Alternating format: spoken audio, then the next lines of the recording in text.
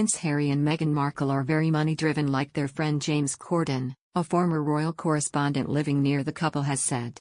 Richard Minyards, who used to ply his trade for The Mirror among other publications, has now set up camp close to the Duke and Duchess in Montecito, California.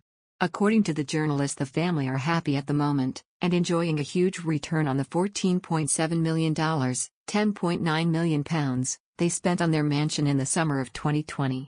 By his estimate, the grand 7-acre property would now sell for $6 million, £4.5 million, more, due to a huge 43% rise in house prices in the area. Minyard says this will be music to the ears of Harry, 37, and his 40-year-old wife. I think they're very money-driven, with their Spotify and Netflix and whatever other deals they can come across, and also registering their companies in Delaware, which is a more tax-free community, he told. They've obviously got their eye on the money, like their good friend James Corden, who now earns something like $12 million, £9 million, per season of The Late Late Show. I think they'd like to get on that sort of level where hopefully they can earn lots of money and get their views across, but also do good things with the Archie Foundation, the couple's non-profit organization, as well. James Corden, 43, has hosted The Late Late Show for 6 years. In October, he reportedly signed a mega 2-year deal with U.S. TV chiefs to keep presenting the show. Harry and Meghan signed a lucrative deal thought to be worth £18 million with Spotify to produce podcasts back in 2020, and an eye-watering £100 million plus contract with Netflix. Minyards has been generally keeping an eye on the royal couple, and says they appear to be happy. Harry regularly heads out on his bicycle while Meghan enjoys walking their adopted Labrador on a nearby beach. Archie, Harry and Meghan's oldest child, soaks up the balmy Californian weather while playing outside on the lawn. Like his dad, Archie likes to be barefoot, a source told. Meghan also appears to be enjoying her time at home, and recently opened up about the opportunity she had during the lockdown to spruce it up. We moved here during lockdown, exactly when things shut down, so we've just been able to spend a lot of time at home and creating our home, Meghan told friend and neighbor Ellen DeGeneres on her talk show in November.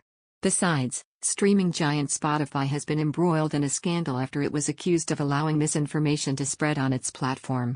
Prince Harry and Meghan Markle currently have a deal to create content for Spotify, and according to a royal expert, the Duke and Duchess of Sussexes could benefit from the controversy. It's still too soon to tell how Spotify's misinformation controversy will affect the Sussexes. Nonetheless, royal journalist Charlotte Griffiths believes Harry and Meghan could hide behind the scandal. It's been a good year or so since they actually released a podcast, she said, referencing the couple's holiday episode that was released in December 2020. Griffiths added, "There have been delays behind the scenes. I have heard there have been problems with the podcast. They can slightly hide behind this and use it maybe as an excuse for another delay." While some people think the Sussexes could give back the money Spotify invested in their content and part ways with the streaming giant, Griffiths does not believe this will happen. According to PR expert Mark Borkowski, Harry and Meghan gave Spotify some good publicity when the couple first signed with the company in 2020. However, after a year with no content, the Sussexes could reportedly be making Spotify look bad.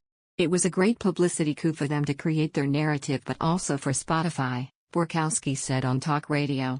He added, "All these comparisons with this was going to be the new Obamas, this was Michelle and Barack. Lots of comparisons on the content they were going to produce." Borkowski added, "This is hard work and you absolutely need a team of people to help you develop a quality product, particularly quality content, and obviously they've never struck me as team players." Borkowski believes that Spotify might have recently seen this as a PR nightmare, he said, because it reflects badly for Spotify as well. That these great golden gooses have laid nothing but more smelly old eggs, well, they haven't even laid an egg.